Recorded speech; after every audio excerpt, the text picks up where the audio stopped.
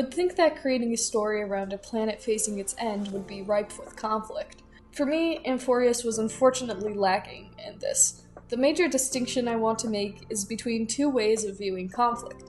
Conflict in the most basic definitional sense, and conflict as apparent. Now, of course, the scope of what the people of Amphoreus and the Trailblazers are facing is great. The end of a nation is enough to force a character to act, but for me, and I'm sure for others, this is not enough. The reason why this isn't enough when going into a story like this is because we already can assume that the Trailblazers will ultimately come out of this alright. And even more important, we have no emotional connection to the characters. To make a threat seem real, it needs to feel real. There needs to be emotions tied to it, and this is what Amphoreus lacks. This makes the threats which the characters are facing feel far less imminent, and the appearance of conflict is lost, even if objectively the threat is still there. So how could this be fixed? Despite my disappointment in the story, there were elements of it that I thought were done well. But before we go any further, just give me a second or two to plug my Twitch channel. It exists. Anyways, before we get too far into this, I want to make a few things clear. My issue with Amphoreus was its narrative. This is not a critique of the lore is actually what kept me rather engaged despite its narrative weakness. And as always, this is not a judgment of people who enjoyed the quest or think it was well written.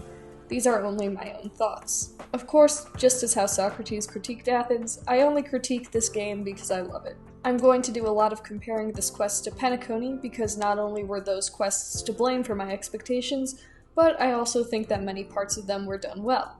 There are 5 things specifically which made Penacony successful for me, and these are all things which I hope to see in the future of Amphoreus. Missing from Amphoreus thus far was conflict between the heroes of the story. I will acknowledge that there were disagreements between them, specifically between Phanon and Aglaea, but these disagreements were short-lived.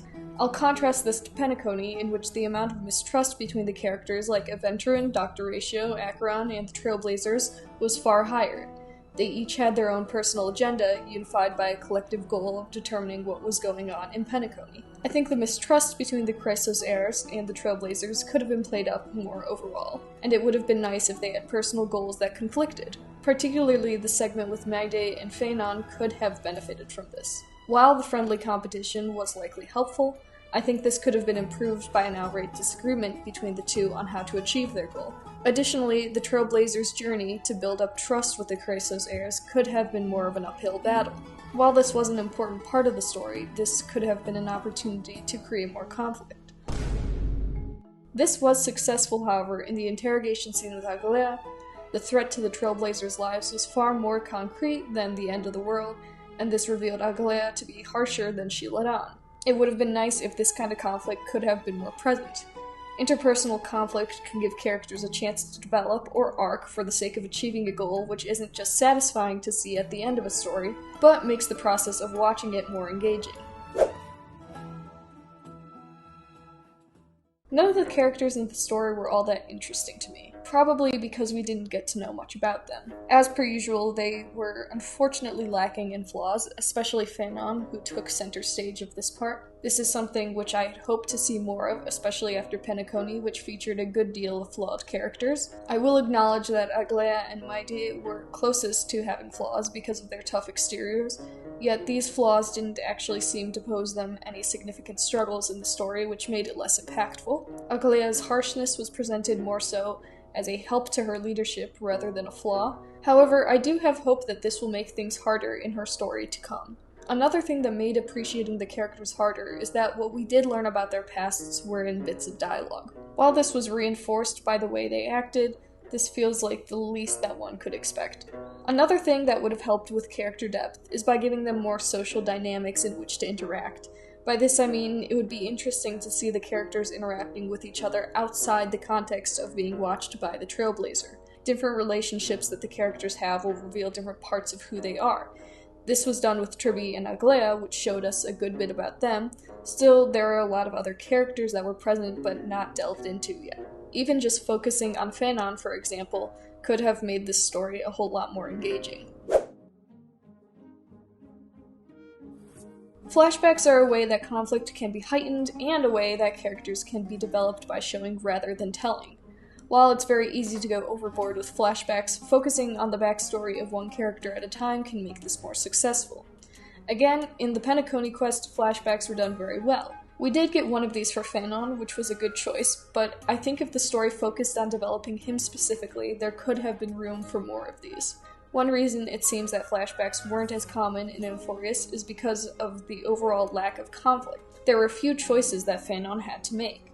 And when the characters are about to make a choice, this is often a good time to include a flashback. I think this opportunity was missed with Aglaea, who was also a significant focus of this quest. Her reasoning behind her actions was made clear, but this information could have been conveyed in a more compelling way. One example being through a flashback.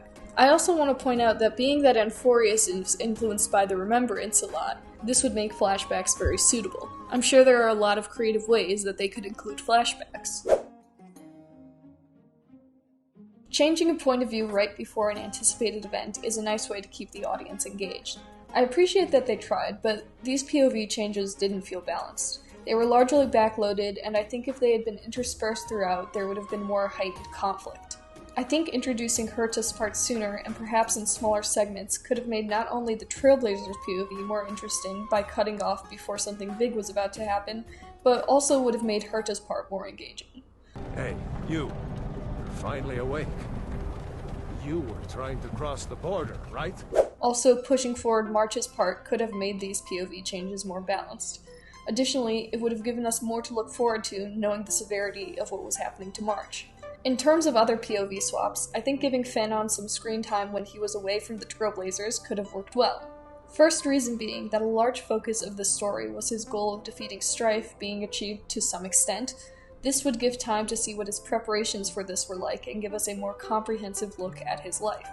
Additionally, seeing him from a different POV would add depth to our understanding of him as a character. Ultimately, following mainly the Trailblazers POV made the pace at which we gained information feel a bit slow. Unlike the other four elements, this one was not quite as present in Penacony. If I recall correctly, there was only one instance of this in Act 2 when Aventurine is given a time limit, but when this was done, it worked very well to raise the stakes. This is helpful in a story because it forces every action that the character takes to be meaningful and creates a feeling of impending doom. I think Amphoreus could have done with more time constraints, or at least could have made these constraints more concrete. For example, instead of formatting time constraints in a way such that the Trailblazer and Castoris have to find a way to defeat Strife so that Maidi doesn't continue to die, formatting it such that Maidi can only fight for, say, a day or so would raise the stakes. Being specific with time constraints makes the conflict feel more real by aiding the audience's imagination. This also could have been achieved by giving an exact date for when the prophecy dictates that Amphoreus will meet its doom. I think time constraints specifically for Fanon would have been good because it did seem that the segment of the quest was his story, and it would have been nice to play into that more. Before ending off, I do want to acknowledge the things that were done well. Even without knowing how this is going to end, it was pretty clear that there's a lot being set up for the future of the story, and that our attention is being directed exactly where the writers want it. Hopefully this means they will be able to put together an 8th sequence twist and pool all these moving pieces together in a way that subverts these expectations. I like that the whole way the Remembrance feature worked reflected the mechanics of Enkanomiya and Genshin, which is also ancient Greek themed. And I also liked all the references to ancient Greece as a whole, and I hope they keep up with the influences from philosophy, because in the past they have done really well with this. I also really hope that they do Sunday's part well. 1, because I really like the character, but 2, because as a representative of the Order, which as I have talked about way too much before is the philosophy of the ancient Greeks, there's a lot to explore there. Anyways, thanks for joining me on this video. Don't forget to like and subscribe if you are intending to do so, and whatever you go on to do it well.